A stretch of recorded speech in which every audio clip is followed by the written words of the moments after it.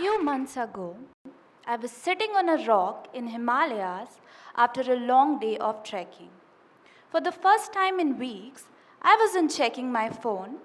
I wasn't thinking about my inbox. I was simply sitting there. What stayed with me wasn't the mountains. It was something much stranger. Because normally, even when I'm resting, part of my brain is quietly measuring something: time, progress, productivity. There's usually a small voice asking, could this time be used better? Should I be doing something more useful? But sitting there, that voice disappeared. Not because I had silenced it, but because nothing around me was asking to be measured. Now, this might sound unusual, but I'm a data scientist. Yes, you heard that right, a data scientist. Every day, I build systems that improve decisions using data. And somewhere along the way, optimization quietly escaped my work and entered into my life. In data science, optimization is beautifully simple. You define what success looks like, choose a metric, improve it, measure again, improve again. Recommendation systems optimize engagement, navigation apps optimize travel time. It's one of the most powerful ideas we've created, reducing complex problems into measurable variables. Trouble begins when we start treating ourselves the same way. Without realizing it, I had started optimizing everything. I tracked my runs, sleep, reading, even my rest. My smartwatch congratulated me. Fitness apps celebrated streaks. Reading apps counted books. And slowly, I stopped asking, did I enjoy this? And started asking, did this count? At first, it felt empowering: more discipline, more efficiency. Numbers are comforting that way. They reduce uncertainty, they make progress visible. But sitting there in Himalayas, I experienced something numbers couldn't explain. For those few minutes, nothing around me was asking to be optimized. Sunset wasn't trying to improve. Silence wasn't productive. It simply existed. And for the first time in a long while, so did I. At the time, I thought mountains had changed me. They hadn't. My attention had. Eventually, I returned home. Work resumed, deadlines returned. And almost without noticing it, my optimization thinking returned as well. Until one ordinary evening, it revealed itself in one of the most unexpected places. I was on a back seat of a cab after work. I opened Spotify, planning to listen to music. Not to learn anything, just to breathe. And before the first song even started, a thought interrupted. You could be listening to a podcast right now. You should be learning something during this drive. Someone else is making better use of this time. So I switched, not because I wanted to, but because listening to music no longer felt enough. That moment stayed with me. It wasn't about music or podcast. It was, why had it become so difficult for us to simply experience a moment without feeling responsible for improving it? Once I noticed it, I started seeing it everywhere. Maybe you would have noticed it too. You go for a walk and immediately check how many steps you've completed. You finish a book and think about your yearly reading target before you think about the story. At first, it looks like optimization changes our behavior, but it doesn't. It changes something much deeper: our attention. You go for a walk and you think about how these measures impact you in a way. Measures are useful. Grades estimate learning.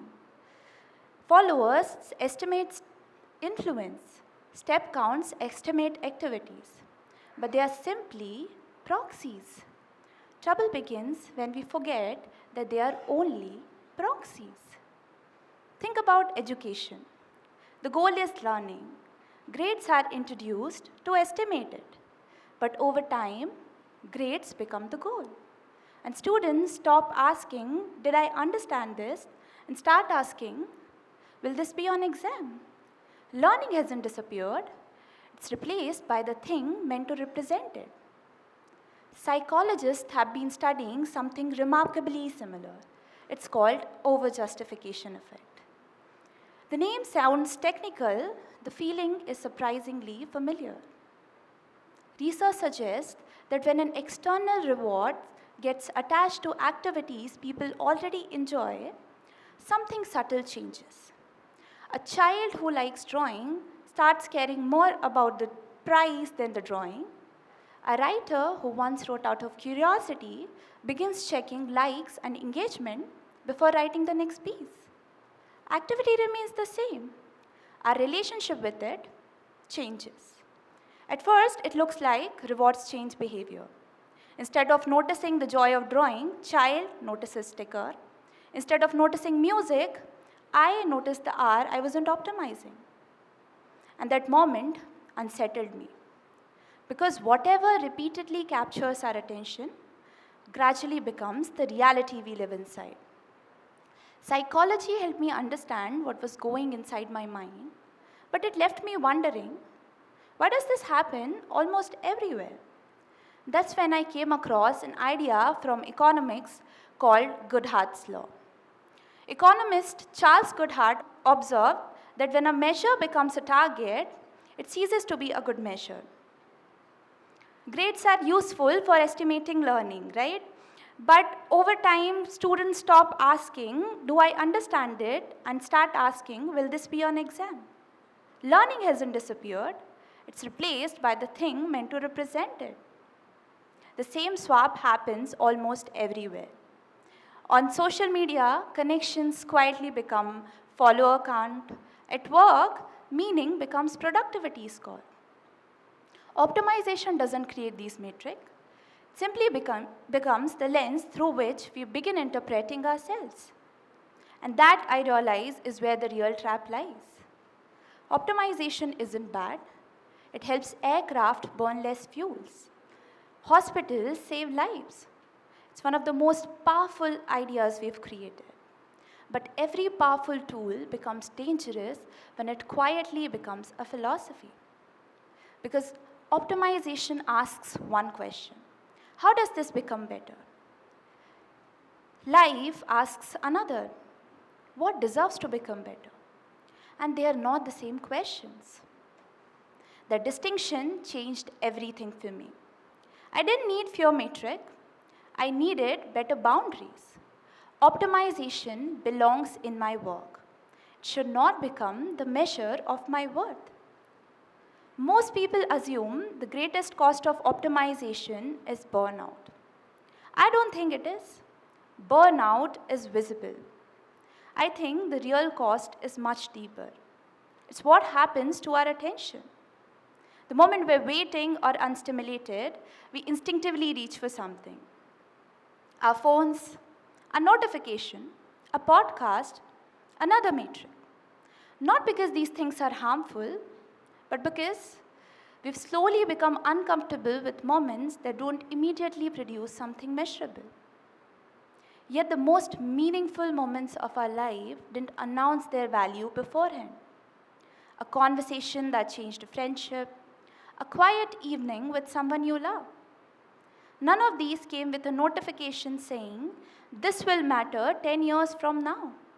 Their value was only realized later, because they refused to be measured in real time.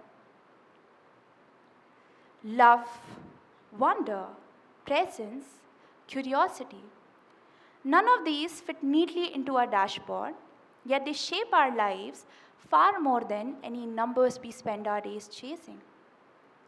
If optimization shapes our attention, then protecting our attention becomes one of the most important decisions we take. Neuroscience points in the same direction. In early 2000, neuroscientists Marcus Reichel identified what we now know as default mode network, brain regions active when we are not externally stimulated. We used to think of these as moments of doing nothing. They are not. Research suggests that this is often when our brain reflects, connects, experiences, and builds our sense of identity. Neuroscientist Mary Helen Immordino Yang argues these reflective states aren't distraction from learning. They're part of how meaning actually gets made. Modern life isn't only competing for our time, it's competing for our attention. Not because our phone, podcast, or trackers are bad. I use most of them myself. Problem isn't technology. Problem begins when we lose the ability to simply be with our own thoughts. Because if every quiet moment gets immediately filled, when do we reflect and connect the dots? That's when I finally understood what had happened in that cab ride. Problem wasn't music, it wasn't podcast either. The real loss was much quieter.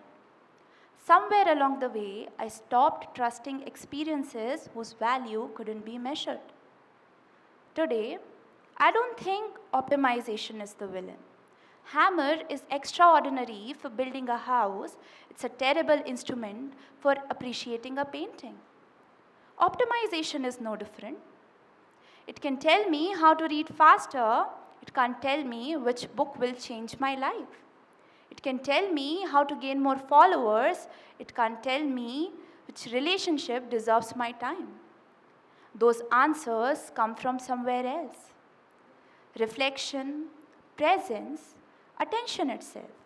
Because attention, not data, is where the life is truly experienced.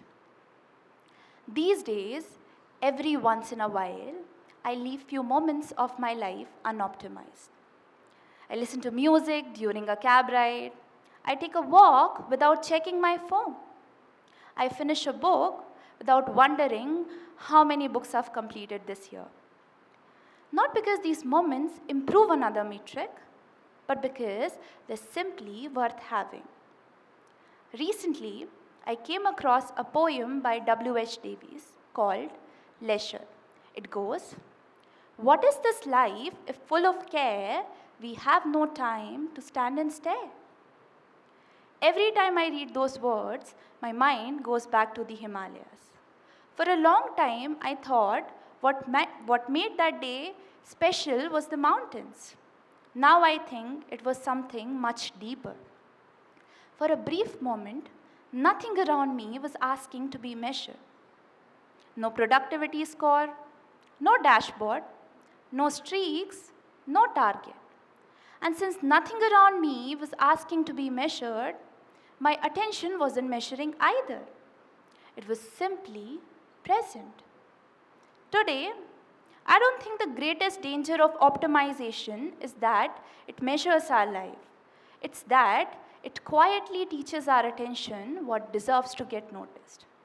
And whatever repeatedly captures our attention gradually becomes the reality we live inside. So perhaps the question isn't what should we optimize next?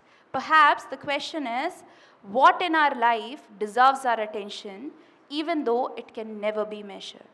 Because what we measure often improves, but what we repeatedly choose to notice ultimately becomes the life we experience. Thank you.